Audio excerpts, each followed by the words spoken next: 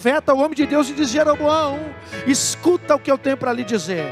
Tira a capa que tu está vestindo, Jeroboão. Jeroboão, tira a capa que está vestindo. O profeta, diz a Bíblia, pastor, ele despedaça a capa de Jeroboão em 12 pedaços. Despedaçando a capa de Jeroboão em 12 pedaços, o profeta começa a anunciar a Jeroboão o que Deus estava por fazer.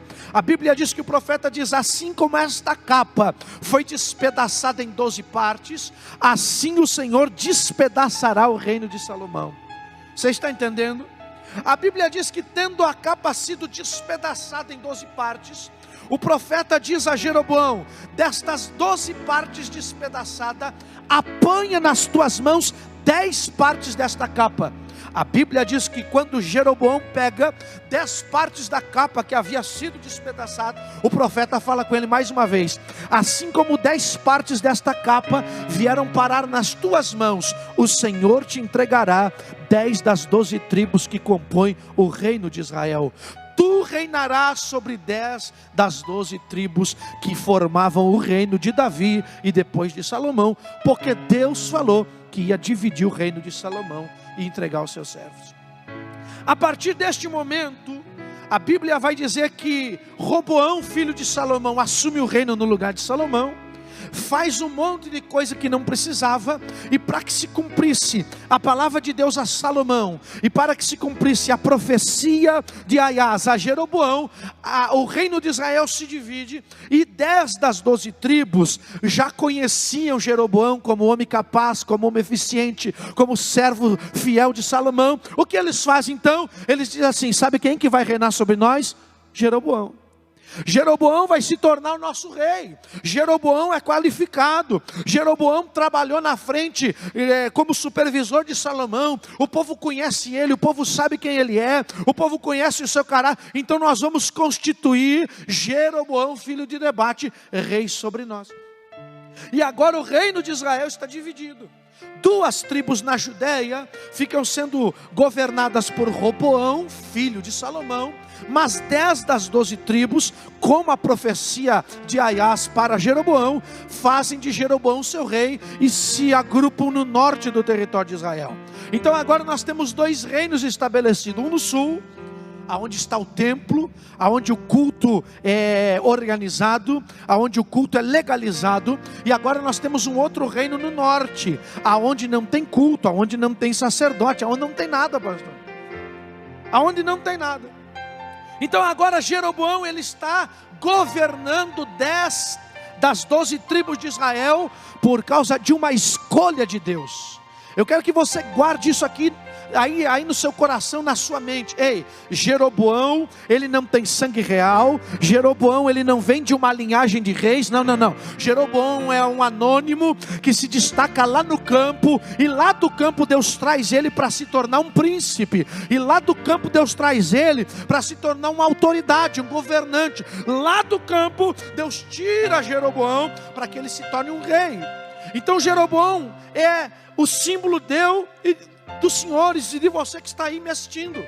Nós, exatamente como Jeroboão, não tínhamos o direito de nos achegar a Deus. Nós não tínhamos, querido, o direito de subir numa tribuna, pregar, adorar a Deus. Por quê? Porque nós éramos contados, nós éramos o zero à esquerda. Nós não tínhamos parte. A parte era para o povo de Israel. A Bíblia diz que o Messias, ele veio para os seus, mas foi através da rejeição dos seus que a porta abriu para que nós estivéssemos servindo a Deus hoje. Então Jeroboão, ele nos representa. Ele é alguém que não tinha, que não podia, que não estava na linha, mas que por uma escolha divina, ele foi posto, ele foi honrado. Agora, qual é o pecado de Jeroboão? Qual é o pecado de Jeroboão? A Bíblia diz que Acabe andou nos pecados de Jeroboão. Mas qual é o pecado de Jeroboão? Preste atenção. Como eu disse, 2 reinos, um no sul, um no norte. No sul está o templo, no sul está o culto, no sul estão os levitas, no sul estão os sacerdotes, no sul está a igreja estabelecida, no sul está o culto autorizado. No norte não tem nada. Mas a ordem é o quê? É que o povo cultue a Deus. Então o povo, ele tem que sair do norte até o sul para cultuar a Deus. Cultua a Deus, volta para o norte. Você está me entendendo? lá das terras do norte, onde Jeroboão está governando sobre 10 das 12 tribos. Eles têm que sair para ir lá na Judéia, em Jerusalém, para cultuar, porque é lá que tem culto, pastor. No norte não tem culto, onde tem culto? No sul. Quando este movimento começa a acontecer com frequência, o povo de Jeroboão indo ao povo de Roboão, Jeroboão diz assim: eu vou perder esse povo, eu vou perder a autoridade que me foi dada. Este povo está indo lá na Judéia, daqui a pouco Roboão convence eles a voltar a servir a casa de Davi. Daqui a pouco eu vou deixar de ser rei. Daqui a pouco isso que Deus deu nas minhas mãos eu vou perder, porque o povo está indo lá. E é lá que tem culto, e é lá que tem adoração, e é lá que está tudo organizado, é lá que estão os levitas, os sacerdotes, o altar, é tudo lá. Se eu deixar esse povo ir para lá, eu vou perder eles. Se eu deixar esse povo ir para lá, eu vou perder eles. E qual é o erro que Jeroboão comete, irmãos? A Bíblia vai dizer que Jeroboão estabelece no norte um culto paralelo ao de Jerusalém. Só que um culto completamente distorcido do culto que Deus pediu. Ele estabelece no norte um culto pagão, um culto completamente ao contrário do culto que Deus pediu e que estava estabelecido lá em Jerusalém, na Judéia. O que a Bíblia vai dizer? A Bíblia vai dizer que por medo de perder o reino, por medo de perder as 10 tribos, Jeroboão ele levanta 2 bezerros e diz assim: ó, aqui estão os teus deuses. Faz 2 altares e diz ao povo: aqui estão os teus deuses. Vocês não precisam ir na Judéia, vocês não precisam ir em Jerusalém para cultuar. Cultue aqui mesmo, aqui estão os deuses de vocês. Por medo de perder aquilo que Deus havia lhe dado. Ei, escute isso aqui. Alguém vai rir, mas não tem problema. Tem alguém perto de você aí? Tem alguém perto de você? Aqui tem. Diga para essa pessoa que está aí perto de você: não tenha medo de perder aquilo que Deus te deu. Eu vou repetir: não tenha medo de perder aquilo que Deus colocou na tua mão. Nós não temos que ter medo de perder o que Deus nos dá. Nós temos que ter zelo, nós temos que ter cuidado, nós temos que ter capricho, nós temos que tratar com amor, com um manuseio correto. Mas nós não precisamos ter medo de perder aquilo que Deus nos dá, porque aquilo que Deus nos dá está nas nossas mãos. Você pode dar um glória a Deus aí? Qual é o erro de Jeroboão? Medo de perder aquilo que Deus lhe deu. E por ter medo de perder o que Deus lhe deu, ele começa a fazer coisas que não precisava. Eu vou repetir: não tenha medo de perder o que Deus te deu. Se você tiver zelo pelo que Deus te deu, eu sinto a presença de Deus aqui, meus irmãos.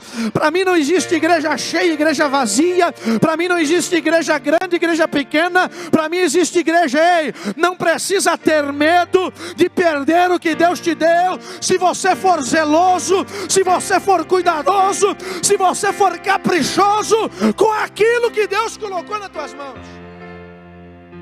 Posso dar um exemplo? Oh glória, eu sinto Deus aqui, irmãos. Pastor, não dá bola se eu der uns pulos aqui, mas eu sinto a presença de Deus aqui, meu irmão. Culto para mim é culto, meu irmão, escute. Posso dar um exemplo para você? Eu vou lhe dar um exemplo. Quantos já ouviram falar sobre a parábola do semeador? Já ouviu? Como é que é, pastor? Me ajuda? Os louvadores. Parábola do semeador.